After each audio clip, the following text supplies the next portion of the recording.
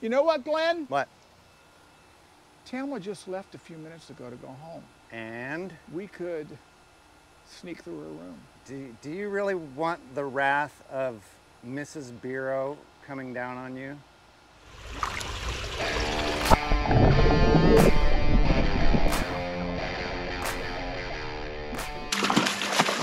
Hey everybody, welcome back to Florida Exotic. Today we're going to go and set up a tank for some breeder gold sexfasciatus. We're going to do that out there, but on the way out we came by these tanks we set up last week. They're doing great.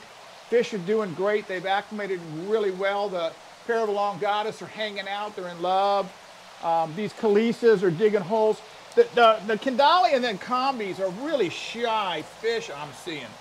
But these guys are ravenous eaters. I really like it when I feed them. They're like crazy. But, and then I've been feeding them some worms too. Little live bloodworm, black worms. And they're liking that. But if we can get some good lights in here and you can see how these males fire up, it's really kind of incredible. These elongatus, they're just, when they see us coming now, they're waiting out here for it. And the dither fish have been dithered on, so we got to get them out of there. But we just haven't had a chance. But anyway, they know they're going to be fed. I got to put a hook on these things. Too hard. But these guys are ravenous eaters too. Boom, boom, boom. Now these guys down below here, they're freaking out because he's got that camera in front of them.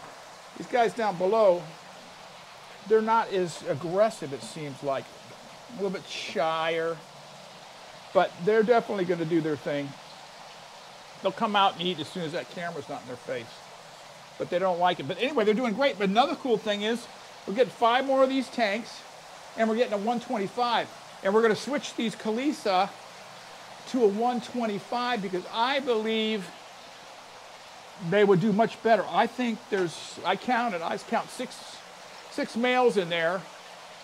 And they're spending a lot of time, the males, duking it out with each other and just performing for each other. And I think I need to, when you see these guys fire up, they're amazing fish. They stay on the bottom with their little fins hanging out. But anyway, I'm going to move them to the 125, which is about probably 2 more feet, Glenn. Yep. And then they'll have more room because I want the males to be able to pick a corner and then the females come visit them. So anyway, we're heading out. We're going to set up gold sexfasciatus, Neolamprologus gold sexfasciatus from the Capilli area. It's a great fish, beautiful. Babies are beautiful. So let's go out there and set it up. You know what, Glenn? What? Tamla just left a few minutes ago to go home. And? We could sneak through her room. Do you really want the wrath of Mrs. Bureau coming down on you? You can't be showing her fish. We watched this at 9 o'clock on Saturday mornings with a cup of coffee, sitting on a couch. And if she sees me in there, she'll freak out. It might spoil my mood. You'll be sleeping on the couch for the rest of the weekend. I'll be on that couch. Yeah, not a good idea. Do it. Let's just go over here and take care of this. Okay. So here we are at the tank we're going to use. We're going to set these guys up almost exactly like we set up these treats over here. And by the way, the babies in there are amazing. They got to be, some of them are an inch long already, but there's way too many in there. We're going to have to. Okay, what'd you put in there? I didn't see it. That's a cave. We're going to try these caves out. We used to use these a lot. We used to use them mainly for Procossus, but they're very cool. So I'm going to put that in there, and hopefully I'm going to cover it up with a bunch of. These are terracotta, just like a flower pot. Yeah, you can order these from Plico Caves or something. They're great. All different sizes. They've got them for stuff like your zebra plecos, all kinds of stuff. I mean, they cover everything. Got cool ones. So I'm just going to make a little territory here. And that is that's a roofing tile.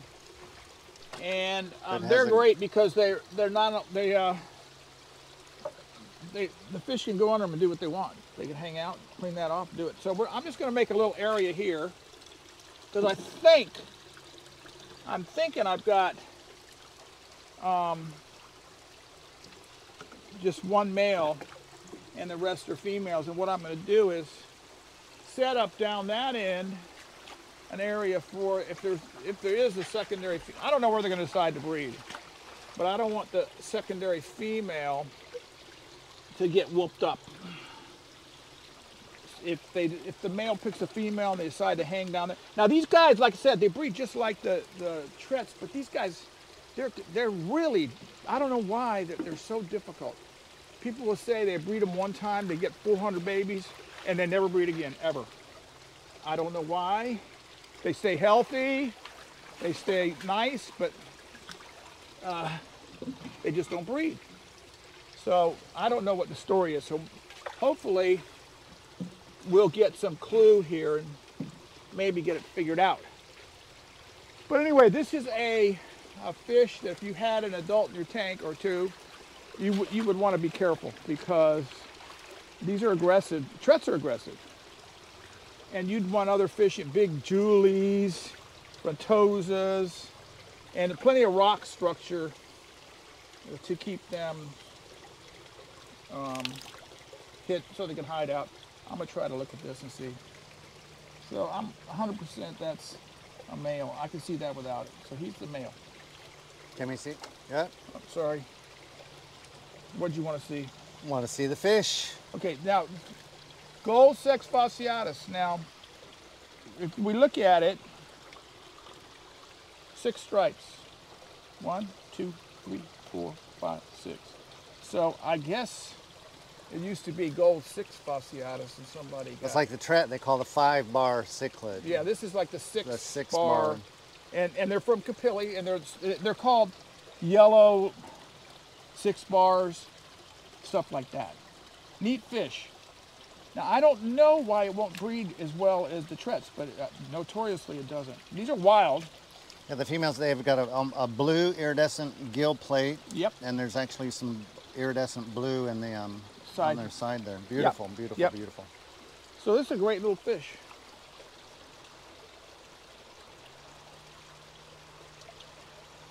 I'm calling that a male.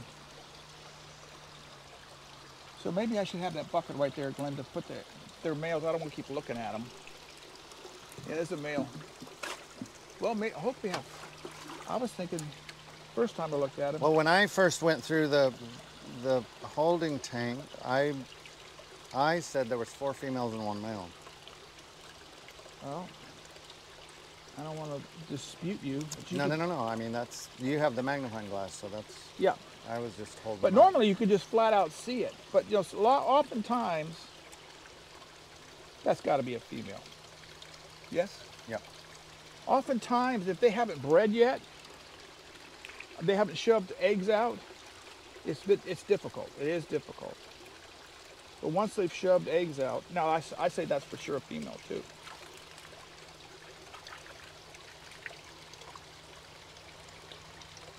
Yep. Yep.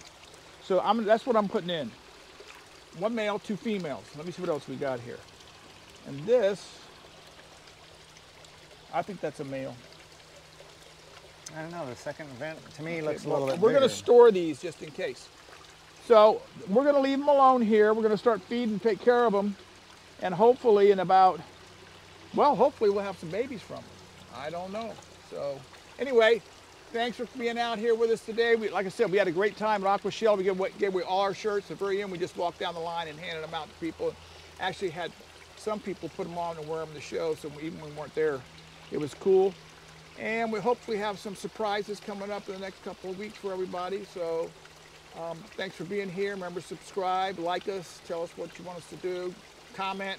We like it all. Take care. See y'all later.